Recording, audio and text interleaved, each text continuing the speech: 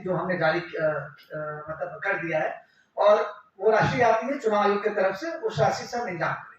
वहाँ छाया और पानी, ये दो व्यवस्था ही सबसे इंपॉर्टेंट है, इन दोनों की व्यवस्था की जाए। युक्तिकरण भी नहीं करना है, इसीलिए उसको नहीं किया जा सका है, क्योंकि चुनाव आयोग से उस पर रोक लग गई।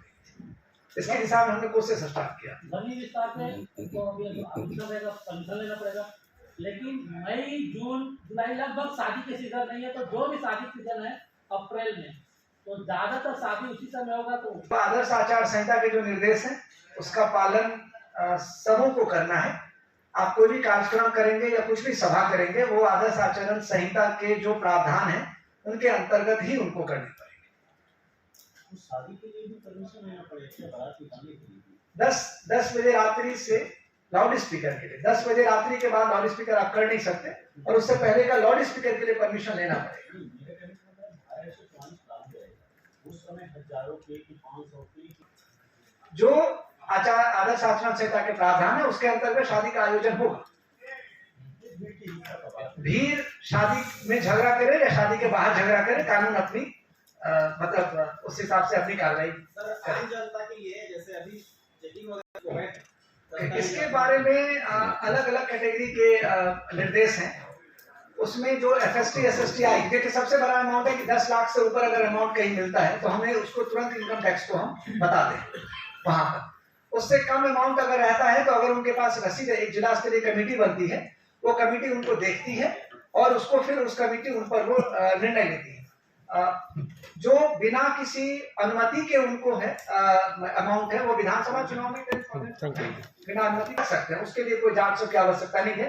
उससे ऊपर और 10 लाख से नीचे उनके पास प्रॉपर रसीद रहनी चाहिए। वो जांच टीम उनसे पूछेगी, अगर वो सेटिस्फाई होगी तो ठीक है, नहीं तो फिर उस अमाउंट को जिला स्तरीय कमेटी के सामने लाया जाएगा। 10 लाख से ऊपर अगर मिलता है तो वो हम डायरेक्ट इनकम टैक्स को सूचित कर देते हैं, फिर इनकम टैक्स अपने एक्ट के अनुसार उस पर कार्रवाई करता है। अगर कहीं पे आप उसको एक बड़े आयोजन के रूप में कर रहे हैं तो अनुमति तो लेनी चाहिए। इवन आचार संहिता जब नहीं रहती है तब भी अनुमति लेते हैं। किसी भी पूजा पंडाल में, या गणेश पूजा हो या कुछ भी पूजा पंडाल हो, उसकी मजिस्ट्रेट से अनुमति ली जाती है। पर्व त्योहार सब एज इट इज चलेंगे, उस पर कोई रोक नहीं है, लेकिन जो जैसा मैंने कहा कि आदर्श आचरण संहिता के जो प्रावधान है उसके अंतर्गत पूरा लोकसभा पेड न्यूज को लेकर के क्या गाइडलाइन जारी होंगी सर? पेड न्यूज को लेकर गाइडलाइन मतलब उस पर कार्रवाई होती है, वो चुनाव आयोग के निर्देशों के प्रतिकूल है, और उसके बाद उसमें 2 तरह की कार्रवाई होती है, दंडनीय कार्रवाई भी होती है और फिर उसका खर्च भी जुड़ता है। अगर ये प्रमाणित हो जाता है कि वो पेड न्यूज है, पेड न्यूज पे वैसे ही निर्देश हैं जो जैसे पिछले चुनाव में। सभी पोलिंग बूथों में, सभी बूथ्स पे, केवल शहरी में, सभी बूथ्स पे एक व्हील चेयर रहेगा जो दिव्यांगों के को मदद करने के लिए रहेगा। ग्रामीण क्षेत्र में ज्यादातर शिकायतें आती है पिछले विधानसभा चुनाव में।